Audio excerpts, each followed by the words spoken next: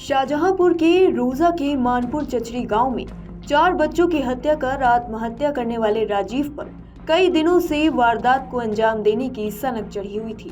पहले भी वह चुपके से गड़ासा लेकर आया था, लेकिन पत्नी ने तालाब में फेंक दिया था।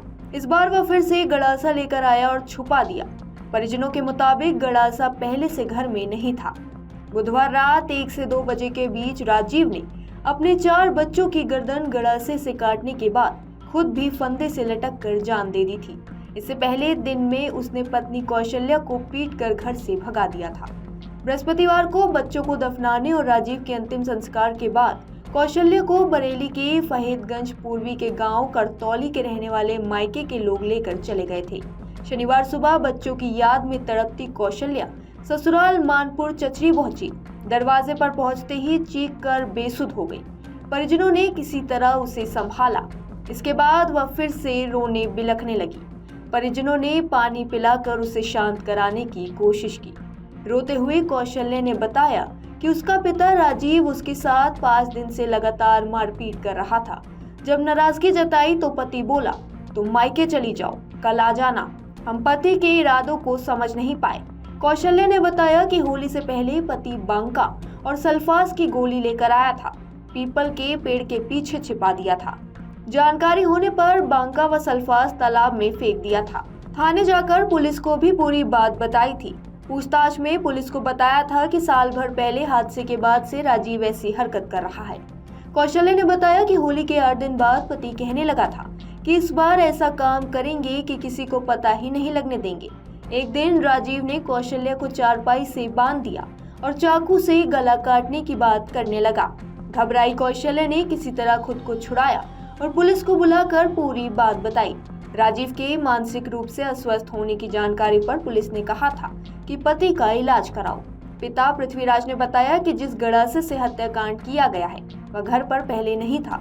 राजीव ही कहीं से छुपा कर लाया था। परिजनों के मुताबिक राजीव हमेशा मरने मारने की बात करता था, इसलिए घर में चाकू भी छुपा कर रख जाता था।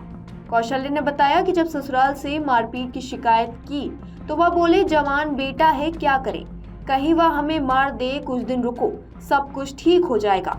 कौशल्या ने बताया कि भाई से शिकायत थी। बृहस्पतिवार की सुबह पृथ्वीराज ने रोजाना की तरह चाय पीने के लिए पोते ऋषभ को आवाज दी।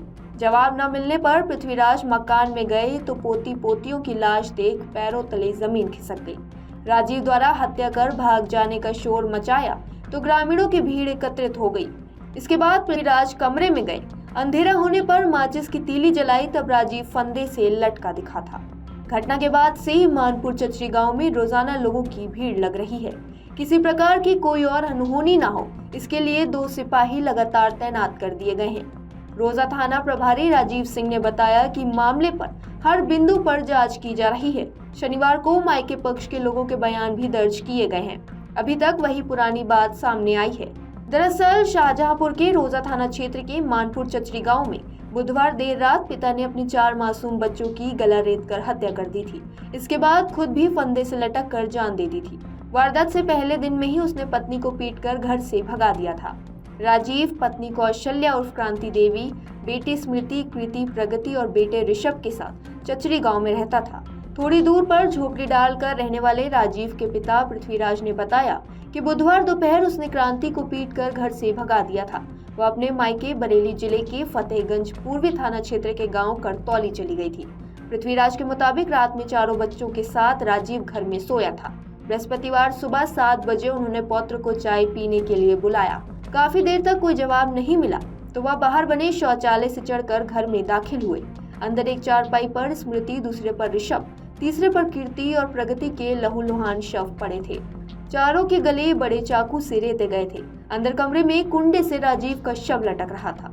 पिता ने बताया कि 1 साल पहले हादसे में राजीव के सिर पर चोट आई थी। तब से उसकी मानसिक स्थिति बिगड़ गई थी। उसका बरेली से इलाज चल रहा था। दवाओं का असर खत्म होते ही वह उल्टी सीधी हरकतें करने लगा था। एसपी राजेश द्विवेदी ने मामले पर बताया कि अपने बच्चों की हत्या करने के बाद आत्महत्या की है राजीव ने। युवक के मानसिक रूप से अस्वस्थ होने की बात भी सामने आई है।